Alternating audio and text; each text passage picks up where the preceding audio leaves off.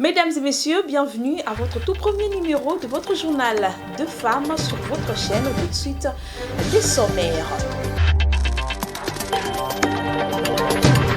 Lors de son discours à l'occasion de la 79e session des Nations Unies du haut du tribune, le chef de l'État, Félix-Antoine Tshisekedi Tshilombo, a laissé entendre que les préoccupations de femmes méritent d'être intégrées dans les décisions majeures qui touchent notre société. De bien vouloir accompagner son Excellence. Selon Félix Tshisekedi, la République démocratique du Congo, les dirigeants sont déterminés à changer la mentalité pour surmonter les barrières sociétales qui freinent l'épanouissement de femmes.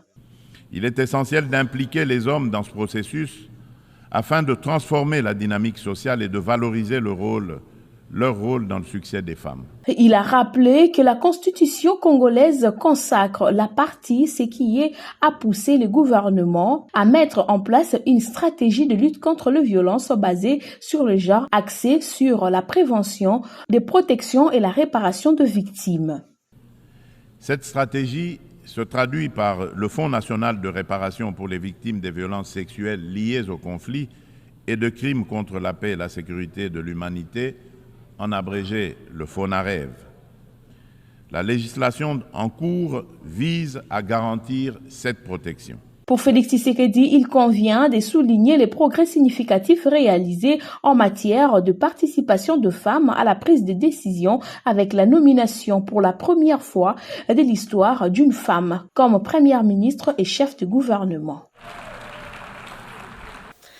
Et en marge de la 79e sommet des Nations Unies, la première dame de la République démocratique du Congo, Denise Nyakeru Tshisekedi, a participé à la table ronde sur le repas scolaire respectueux du climat, mobiliser la communauté pour des actions et collaborations afin de renforcer l'éducation de qualité des enfants africains à travers le repas nutritif. Suivez cet élément.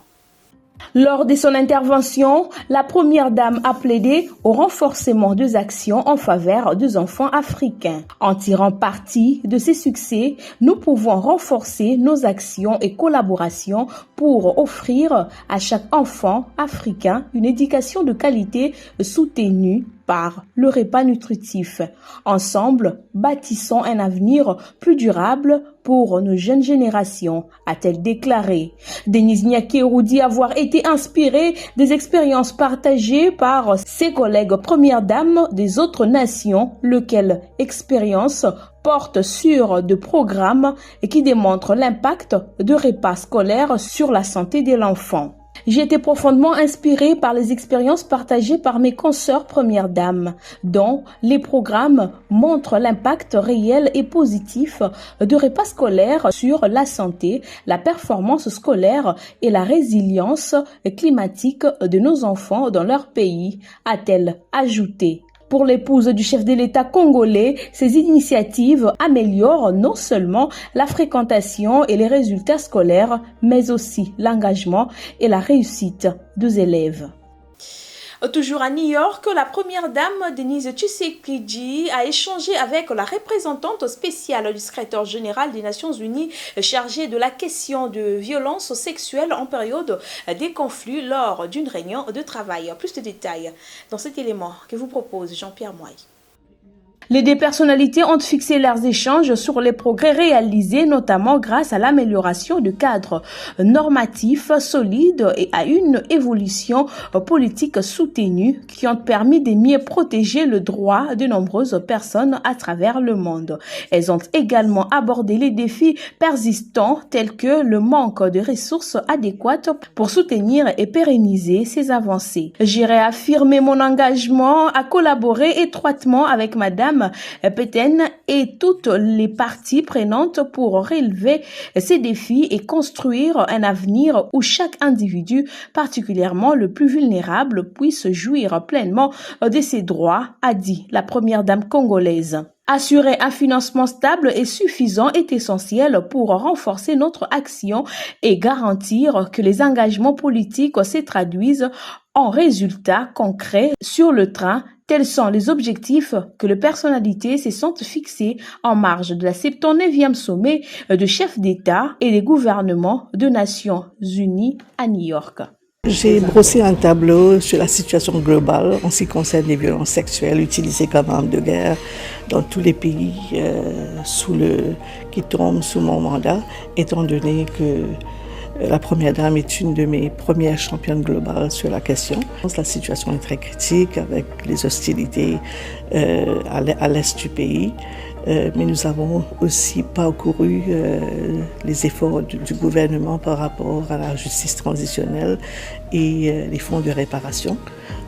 Et je me suis engagée à apporter un soutien technique à FONAREF, vu quelques obstacles qui ont été identifiés dans la mise en œuvre de la loi portant sur les réparations.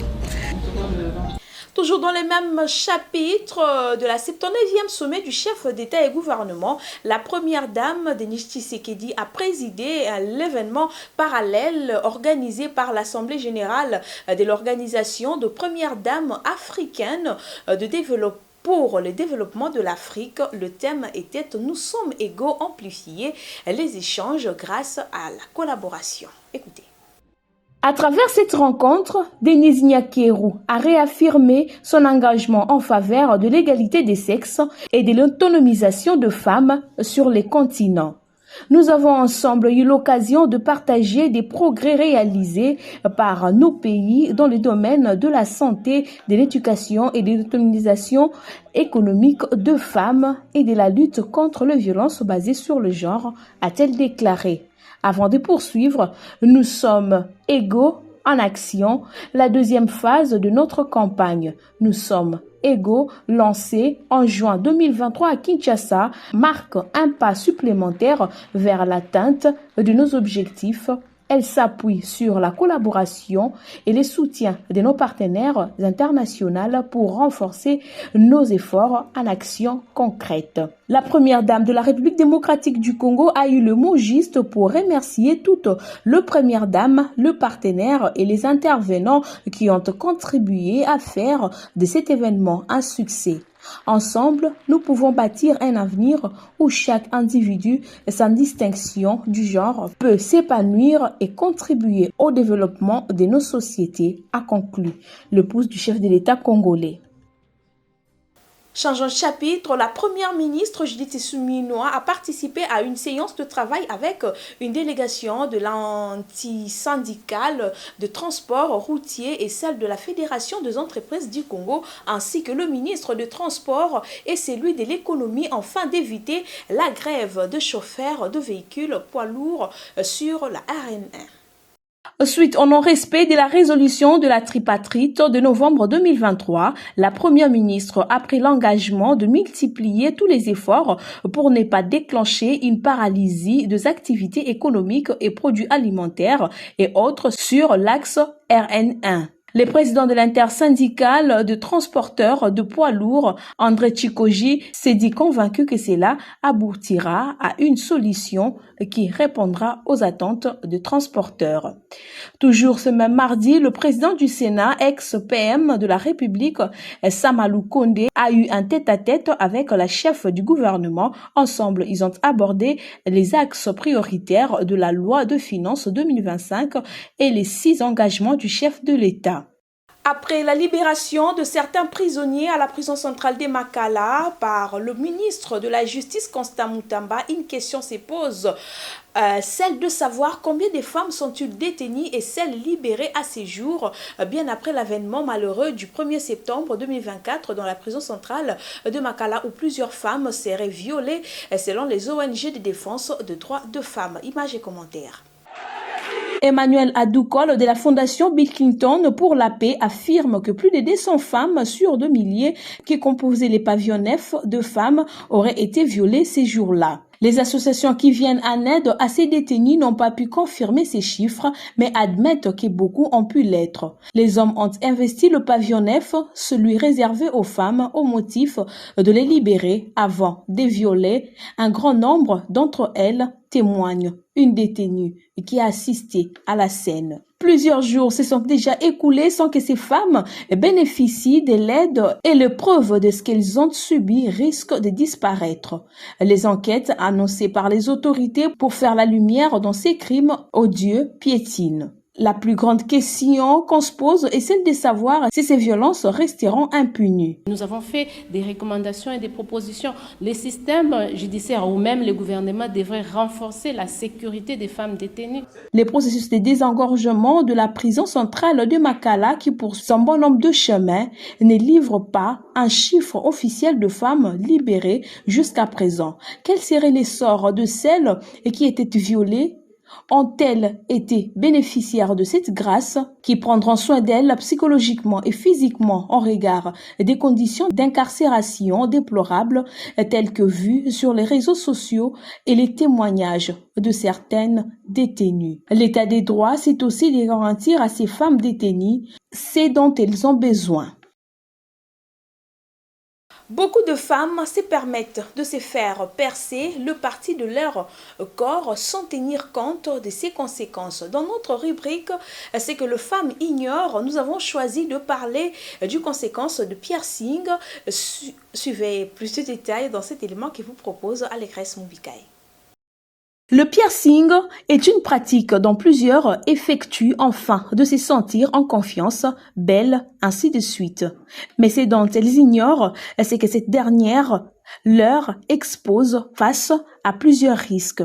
Les risques majeurs est celle des infections. Ces infections sont produites lorsque les règles de réalisation ne sont pas respectées, telles que le matériel non désinfecté. Lors de la cicatrisation, une contamination peut se faire lorsque les plaies ne sont pas bien soignées. Et ces infections sont dues à des bactéries. Ces infections peuvent devenir graves jusqu'à toucher les sangs et les tissus avoisinants et cela implique plusieurs risques d'infection d'os, d'atteinte à des reins et même de sein. Selon les spécialistes, il est conseillé de se percer que sur les endroits qui peuvent être pris en charge facilement. Voilà ce qui met un terme à cette nouvelle édition du Journal de Femmes. Restez connectés sur toutes nos plateformes sociales et surtout sur notre site Valeurs d'une femme où l'information est en continu sur la femme, une valeur. Au revoir.